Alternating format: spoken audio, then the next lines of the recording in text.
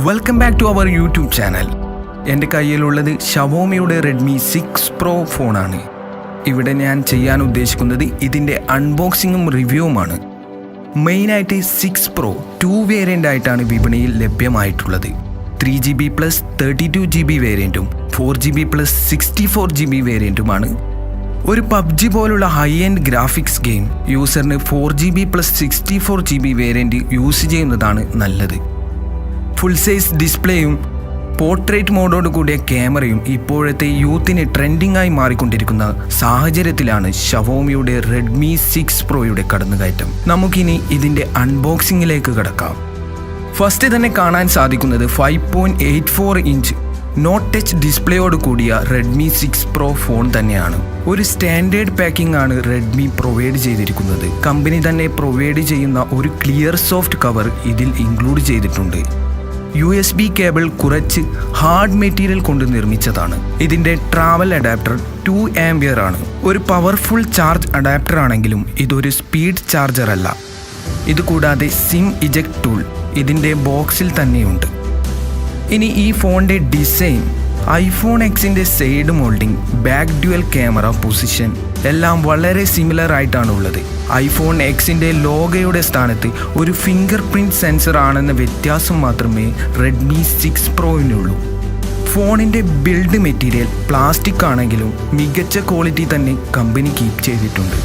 Redmi 6 Pro ഷവോമിയുടെ ആദ്യത്തെ notch display ഫോണാണ്. 5.84 ഇഞ്ച് ഡിസ്പ്ലേയിൽ 1080x2240 പിക്സലിൽ 441 പിക്സൽ പെർ ഇഞ്ച് ഡെപ്തും റെഡ്മി 6 പ്രോ പ്രൊവൈഡ് ചെയ്യുകയാണെങ്കിൽ ഓപ്പോയുടെ A3s 6.2 ഇഞ്ച് ഡിസ്പ്ലേയിൽ 720x1520 പിക്സലിൽ വെറും 271 പിക്സൽ പെർ ഇഞ്ച് ഡെപ്താണ് പ്രൊവൈഡ് ചെയ്യുന്നത്.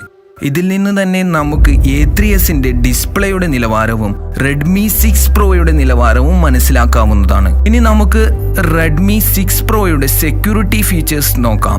ഫിംഗർ പ്രിന്റ് ഓപ്ഷൻ കൂടാതെ low light AI enabled face unlocking include ചെയ്തിട്ടുണ്ട്. ഇതിൽ ആൻഡ്രോയിഡ് 8.1 ഓറിയോ സോഫ്റ്റ്വെയറിൽ MIUIയുടെ 9.6 ഓപ്പറേറ്റിംഗ് സിസ്റ്റമാണ് ഇൻക്ലൂഡ് ചെയ്തിട്ടുള്ളത്. ഇത് കമ്പനിയുടെ ഏറ്റവും പുതിയ വെർഷൻ അല്ല. ഒക്ടാകോർ മാക്സിമം 2.0 GHz സ്പീഡിൽ സ്നാപ്ഡ്രാഗൺ ചിപ്സെറ്റാണ് ഇൻക്ലൂഡ് ചെയ്തിട്ടുള്ളത്. ആവറേജ് ക്യാമറ പെർഫോമൻസ് ആണ് റെഡ്മി 6 പ്രോ പ്രൊവൈഡ് ചെയ്യുന്നത്.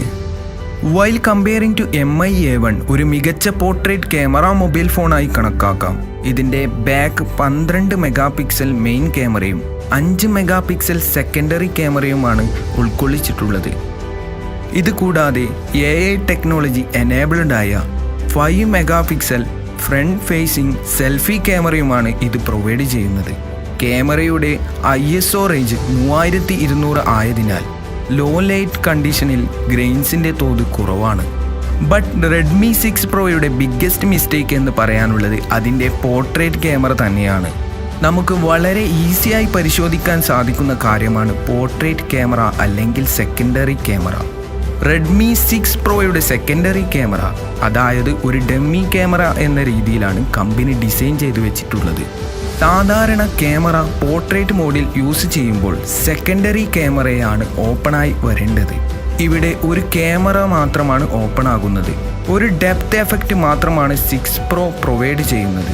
Slow motion, time lapse, short video, panoramic mode, different colour filter എന്നിവ ബിൽറ്റ് ഇൻ ക്യാമറയിൽ ഉൾക്കൊള്ളിച്ചിട്ടുണ്ട്. റെഡ്മി 6 പ്രോയുടെ ക്യാമറയുടെ പ്രോബ്ലം നിങ്ങൾ കാര്യമാക്കുന്നില്ല എങ്കിൽ 10,999 അതായത് 10,999 രൂപയ്ക്ക് 3GB പ്ലസ് 32GB ഫോണും 12,999 രൂപയ്ക്ക് 4GB പ്ലസ് 64GB ഫോണും ഒരു മികച്ച ഗെയിമിംഗ് ബഡ്ജറ്റ് ഫോണായി തന്നെ കണക്കാക്കാം. 4000 mAh ബാറ്ററിയിൽ 48 ഹവേഴ്സ് അതായത് 2 days ബാറ്ററി ബാക്കപ്പ് ആണ് കമ്പനിയുടെ വാഗ്ദാനം. Battery backup is very interesting. Okay friends, അടുത്തത് നമുക്ക് വേറൊരു ഫോണിൻ്റെ അൺബോക്സിങ്ങുമായി മറ്റൊരു ദിവസം മറ്റൊരു വീഡിയോയിൽ കാണാം. See you soon. It's me, Shirin and Tahishas. Don't forget to subscribe our YouTube channel C4 Media Live.